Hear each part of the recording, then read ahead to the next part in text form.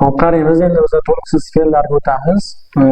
To'liqsiz fe'llarimizga edi, ekan, emish, emas va adabiy shakllarimizga ermas ham kelib qolishi mumkin. Endi bu shakllarimiz har doim ham to'liqsiz fe'l bo'lavermaydi. Qachon to'liqsiz fe'l bo'ladi desak, birinchi tutumga qaraymiz. Bo'lgan edi, so'ragan ekan, borgan emish, aytgan emas. Biz buni to'liqsiz fe'l deb olamiz. Nimaga desak, edi, ekan, emish, emas so'zlarimiz oldida fe'llar turibdi. Bo'lgan, so'ragan, borgan, aytgan.